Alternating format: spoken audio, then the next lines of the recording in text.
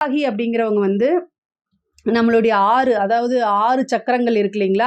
அதில 6வது சக்கரங்களுக்கு வந்து அவங்க தான் தேவதையா இருக்கிறாங்க.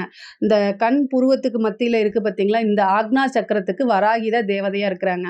அங்க அம்பாள நினைச்சு நிறுத்தி நீங்க என்ன செய்யணும்? மந்திரத்த சொல்லணும். சொல்லும்போது அந்த சொரூபம் அப்படியே உங்களுக்கு தெரியும். அப்படியே ஆழ் மனசுல பதியும். அம்பாள் உங்களுக்கு காட்சி குடுப்பாங்க. கட்டாயம் இதெல்லாம் வந்து உபாசனை பண்ணீங்கன்னா நீங்க உணர்ந்திருப்பீங்க. வராகியுடைய உபாசகர் யாராவது இருக்கீங்க அப்படின்னா, கட்டாயம் நீங்க வந்து கமெண்ட்ஸ்ல சொல்லுங்க. நீங்க உணர்ந்திருக்கீங்களா? அம்பாள பார்த்துருக்கீங்களா? அப்படிங்கிறத சொல்லுங்க. உங்களுக்கு என்ன தேவையோ அத வந்து நீங்க செஞ்சுக்க முடியும். நெறைய நல்ல விஷயங்களுக்கு அம்பாள கட்டாயம் யூஸ் பண்ண முடியும். முக்கியமா வராகிய உபாசனை பண்றவங்களுக்கு எதிரிகளே இருக்க மாட்டாங்க. எவ்வளோ பெரிய எதிரிகளா இருந்தாலும் அவங்கள வந்து அம்பாளே வந்து காலி பண்ணிருவாங்க. அவங்க கையில ஒரு கையில உலக்கை இருக்கு. இன்னொரு கை பார்த்தீங்கன்னா, வராகிய வந்து போர் தெய்வமாக தான் கருதப்படுது. ஏன்னா, அன்னைக்கே அவங்க தான் தளபதியா இருந்திருக்காங்க.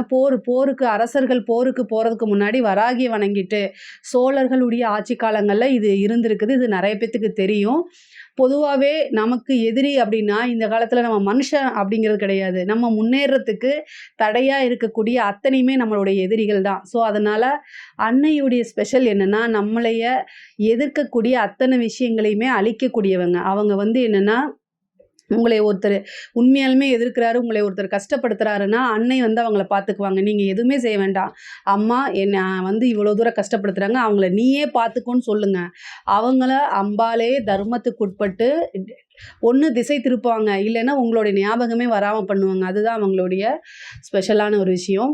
பொதுவாவே உங்களுடைய வளர்ச்சிக்கு என்ன விஷயம் தடையா இருக்கோ, ஒரு வந்து கடன் வந்து உங்களோட எதிரி அப்படின்னு வச்சுக்கோங்களேன். உங்களோட உழைப்பெல்லாம் வந்து வட்டி கட்டுறதுக்கு, கடனுக்கு இது மாரியே போகுது அப்படின்னா, அந்த கடன நெனச்சு அந்த கடன் தான் உங்களோட எதிரி அப்படின்னு நெனச்சு கூட நீங்க என்ன செய்யலாம்? பிரயோகம் பண்ணிக்கலாம்.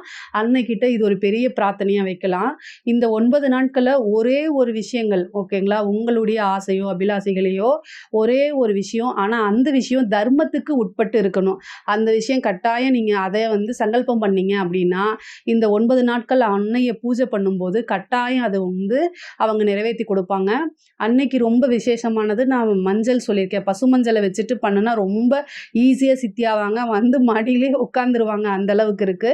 அதே மாரி அவங்களுக்கு நெய்வேத்தியம் என்னன்னா, கிழங்கு இருக்கு பார்த்தீங்களா? சக்கரவள்ளி கிழங்கு அல்லது குச்சி கிழங்கு, இது மாரி கிழங்கு, உருளைக்கிழங்கு இது மாரி கிழங்கு வகைகள வந்து அவங்களுக்கு வைக்கலாம்.